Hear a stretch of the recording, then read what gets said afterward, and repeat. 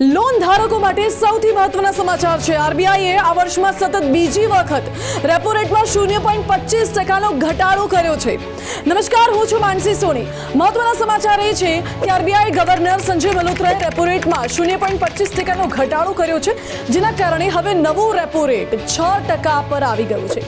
હવે આ નિર્ણયથી આગામી દિવસોમાં લોન સસ્તી થશે, ઈએમઆઈ ઘટશે। આ નિર્ણય ધીમા આર્થિક વૃદ્ધિને પ્રોત્સાહન આપવા માટે અને બજારમાં પૈસાનો પ્રવાહિત વધારવા માટે લેવામાં આવ્યો છે। રેપો રેટ ઘટ્યા પછી બેંકો હાઉસિંગ અને ઓટો જેવી લોન પરના વ્યાજ દરો પણ ઘટાડી શકે છે। તમારી બધી જ લોન સસ્તી થઈ શકે છે અને ઈએમઆઈ પણ ઘટશે। જો વ્યાજ દર ઘટ્યો તો મકાનોની માંગ વધશે અને વધુ લોકો રિયલ એસ્ટેટમાં રોકાણ પણ કરી શકશે। હવે રેપો રેટ શું છે પહેલા એ પણ સમજી લઈએ। આરબીઆઈ બેંકોને જે વ્યાજ દરે લોન આપે છે તેને રેપો રેટ કહેવામાં આવે છે। રેપો રેટમાં ઘટાડાના કારણે બેંકને ઓછા વ્યાજ દરે લોન મળશે।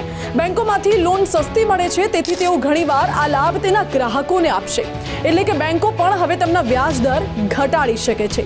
આરબીઆઈનો આ નિર્ણય એવા સમય આવ્યો છે જ્યારે ભારત અમેરિકાના રાષ્ટ્રપતિ ડોનાલ્ડ ટ્રમ્પના ટેરિફથી આશ્ચર્યચકિત અને પરેશાન છે। આ નિર્ણય બાદ વિશ્વમાં ફુગાવો અને મંદીની શક્યતા વધી ગઈ છે। જો કે વૈશ્વિક અર્થતંત્ર મંદીમાં જવાની શક્યતાને ધ્યાનમાં રાખીને આરબીઆઈનો આ નિર્ણય ઘણો સારો માનવામાં આવી રહ્યો છે।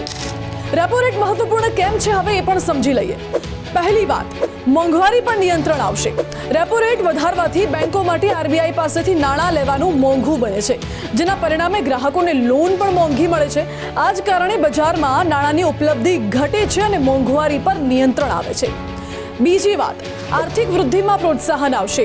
રેપો રેટમાં જ્યારે પણ ઘટાડો થાય છે ત્યારે બેંકો માટે લોન લેવું સસ્તું બને છે, જેનાથી ગ્રાહકો માટે પણ વ્યાજ દર ઘટે છે અને વધુ નાણાં બજારમાં પ્રવાહિત થાય છે।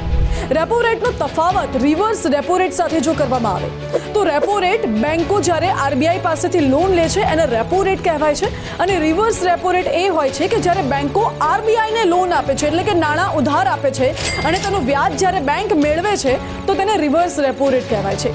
રેપો રેટ એ મોંઘવારીને નિયંત્રણ અને આર્થિક વૃદ્ધિ વચ્ચેનું સંતુલન સાધવા માટે મહત્વનું સાધન છે।